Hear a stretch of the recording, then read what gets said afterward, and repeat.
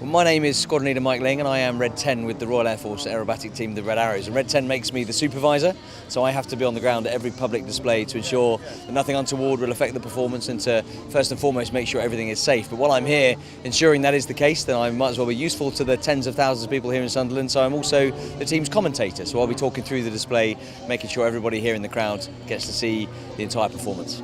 So going to the technical side first, kind of tell us just a little bit about what makes this aircraft so unique.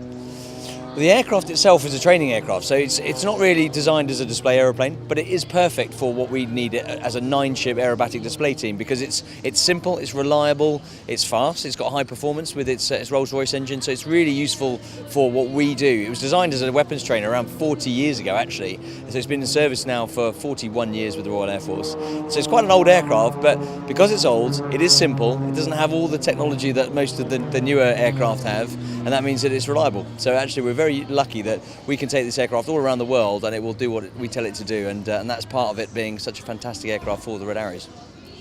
And for those who haven't had the pleasure of watching you guys before, tell us a little bit about what people can expect from your display. Well, the Red Arrows display is a 9-chip aerobatic display involving 9 Hawk T Mark 1 aircraft, so an advanced jet training aircraft. It will be starting with 9 aircraft together performing close formation aerobatics, where we'll perform different shapes going upside down in loops and rolls. And then we actually split down after about 8 minutes or so. We split down into smaller formations where we have much more dynamic manoeuvring, and the world famous synchro pair perform their head-to-head manoeuvres, and we'll put on lots of colour, lots of red, white and blue, lots of patriotism, and hopefully the crowd will enjoy what they see. And obviously you do a lot of displays all over the country. What makes Sunderland unique to you guys? We love coming to Sunderland, so the support that the armed forces get, not just the Royal Air Force, the armed forces as a whole get from the North East, especially here, is reflected at Sunderland, is fantastic. We love coming here. The crowd are always brilliant, they're really appreciative. The bay itself is brilliant for a display because it's all like a natural amphitheatre where you've got a brilliant display line. You can come nice and close in if the tide is in. You can come right close into the crowd and get to show what is brilliant about the displays we fly and all the other display assets. You can hear the blades behind me, and they're doing exactly that right now, coming right into the shoreline, showing the crowd that are gathered exactly how good their display is. So we love coming to Sunderland. It's a fantastic display location, and the support is always second to none. And aside from yourselves, who would you say that you most enjoy watching at the air show, if that's an easy choice to make?